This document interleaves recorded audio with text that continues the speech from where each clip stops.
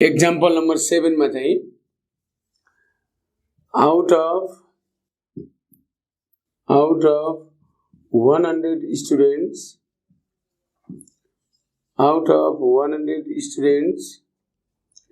67 students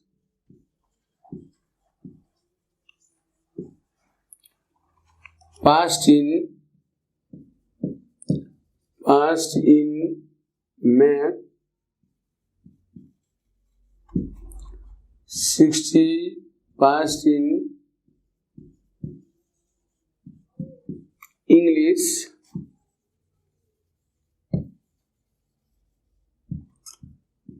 10 failed in both subject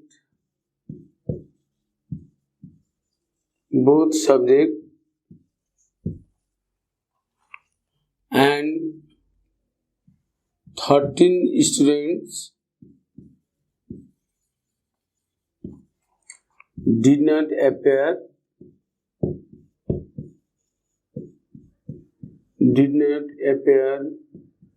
in an examination.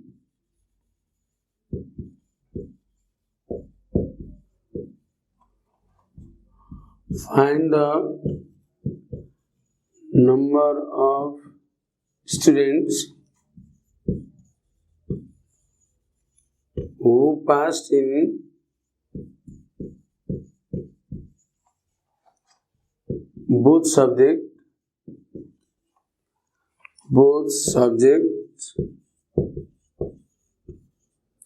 by using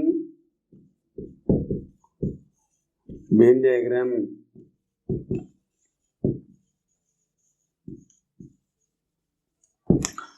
ल विद्यार्थी भाइ बहिनीहरु, हामी अर्को एक्जाम्पल सेटको गर्न गइरहेका छौं।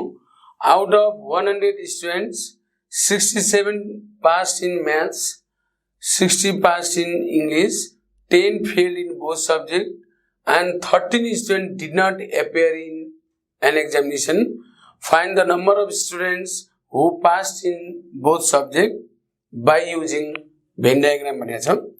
अब यसको सोलुसन गर्ने क्रममा सर्वप्रथम टोटल स्टुडेन्ट भनेको 100 छ, जुन नम्बर अफ पहिला हामीले डिनोट गर्नु पर्यो विद्यार्थी भाइ बहिनीहरु। यहाँ म्याथ र इंग्लिश भएको हुनाले पहिला हामीले late M and E denotes the set of students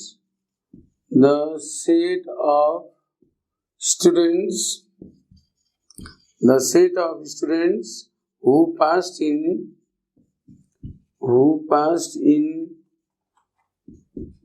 math and English respectively भनेर हामीले डिनोट गरौँ पहिला विद्यार्थी भाइ बहिनीहरु।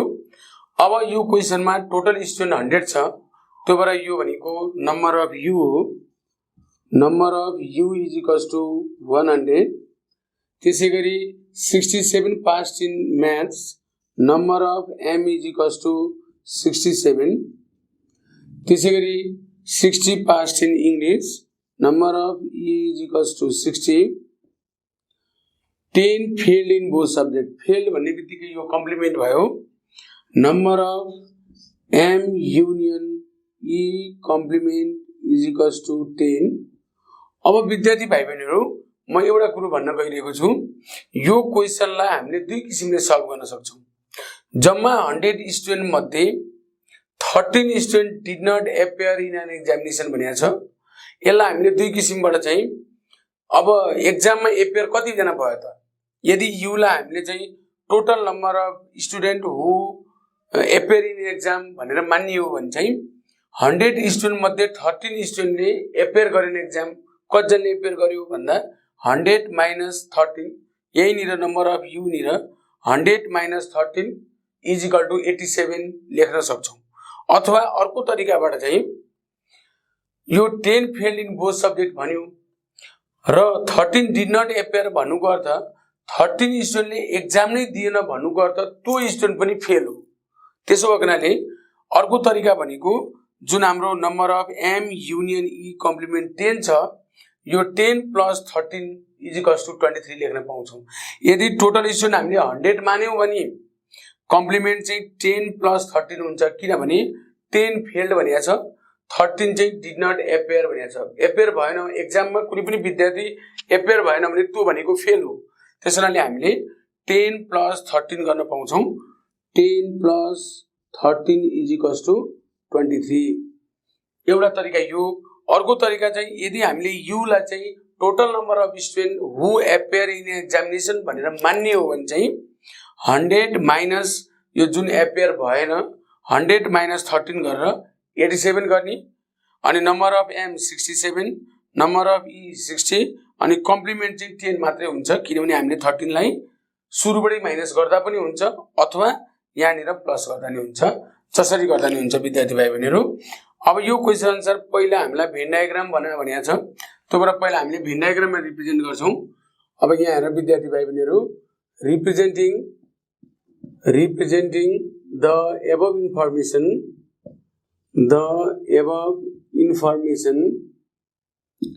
in Venn diagram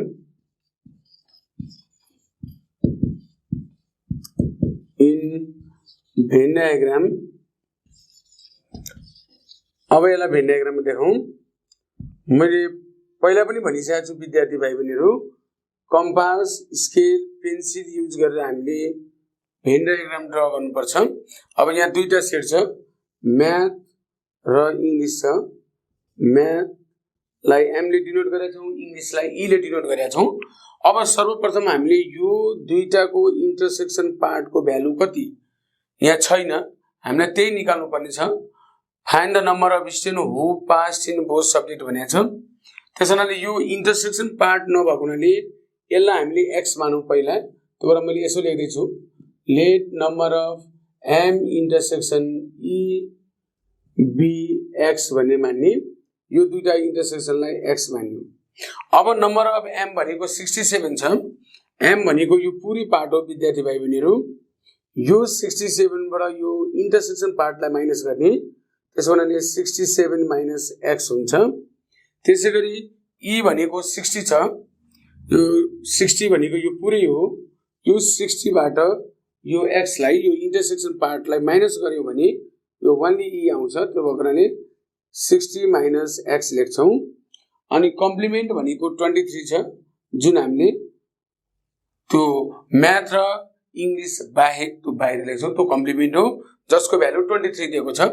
मैले विद्यार्थी भाइ बहिनीहरूलाई योभन्दा अगाडिको एक्जाम्पलमा पनि एउटा कुरो भनेको थिएँ, हामीले फर्मुला बिर्स्यौँ भने भेन डायग्राम युज गरेर पनि हामीले हिसाब निकाल्न सक्छौँ, हामीले सोलुसनबाट त्यसको कन्क्लुजन निकाल्न सक्छौँ, रिजल्ट निकाल्न सक्छौँ। म दुवै मेथडबाट फेरि पनि गरिदिँदैछु। अब यदि हामीले फर्मुला युज नगर्ने हो भने एकर्डिङ टु भेन डायग्राम भनेर लेख्ने, एकर्डिङ टु भेन डायग्राम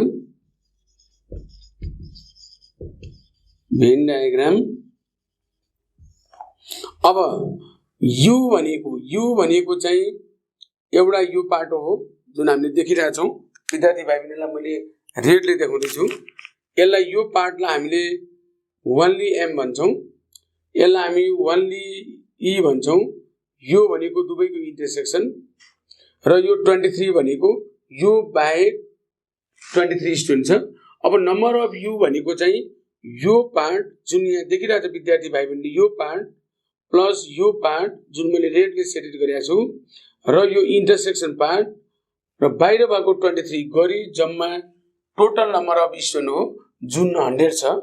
अब यसलाई हामीले के गर्न पाउँछौँ भने यसको भ्यालु 67 माइनस एक्स प्लस यसको भ्यालु एक्स प्लस यसको भ्यालु 60 माइनस एक्स अनि यो बाहिर भएको 23 गरी जम्मा टोटल स्टुडेन्ट भनेको कति छ विद्यार्थी भाइ बहिनीहरू 100 छ, इजिकल्स टु 100 हुन्छ।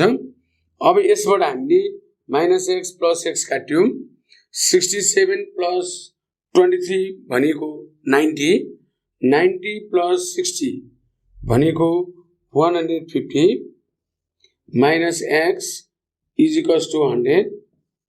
अब यसबाट हामीले 150 यो 100 लाई यता ल्यायो भने माइनस 100 इजिकल टु एक्स हुन्छ। यहाँबाट x को भ्यालु 50 आउँछ। अब x भनेको के त विद्यार्थी भाइ बहिनीहरु भन्दा हामीले इन्टरसेक्सनलाई x भनेका छौं र हाम्रो क्वेशन अनुसार चाहिँ find the number of student who passed in both subject, अर्थात हामीलाई इन्टरसेक्सन निकाल भनेको हुनाले हामीले x को भ्यालु निकाल्यौं।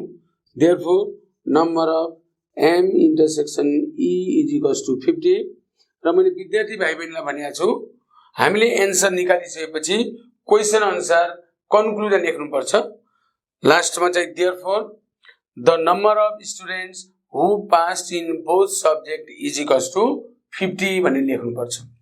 यो त मैले भेन डायग्राम युज नगरिकन गरे, फर्मुला युज नगरिकन according to Venn diagram solve गरे। अब विद्यार्थी भाइ बहिनीहरुलाई हैन म फर्मुला युज गर्छु र निकाल्छु भन्न नि पाइयो, म अर्को मेथडमा पनि यसलाई गर्दै छु। यहाँ ध्यानपूर्वक हेर्नु होला विद्यार्थी भाइ बहिनीहरु।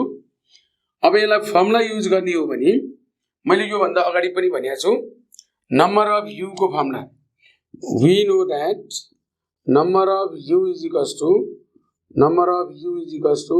number of m plus number of e minus number of m intersection e plus number of m union e complement।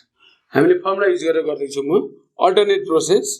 Number of u भनेको 100, नम्बर अफ m को भ्यालु 67, e को भ्यालु 60, इन्टरसेक्सनलाई हामीले x भनेका छौं, x राख्ने plus complement को value 23। अब यसबाट हामीले 100 is equals to 67 plus 60 127, 127 plus 23 150 हुन्छ माइनस x। अब यो माइनस x लाई यता ल्याउँदा प्लस x हुन्छ, 150 माइनस 100 हुन्छ, x को भ्यालु 50 आउँछ। अघि पनि हामीले x को भ्यालु 50 निकालेका थियौं। x भनेको के त भन्दा इन्टरसेक्सन हो र हामीलाई क्वेशनले इन्टरसेक्सन नै निकाल भनेको छ। लास्टमा हामी कन्क्लुजन लेख्छौं therefore the number of student who passed in both subject is equals to 50। यसरी हामीले भेन डायग्राम युज गरेर र भेन डायग्राम युज नगरिकन फर्मुला युज गरेर दुवै तरिकाबाट निकाल्न सक्छौं। दुवैको कन्क्लुजन रिजल्ट एउटै आउँछ, जुन गर्दा नि हुन्छ।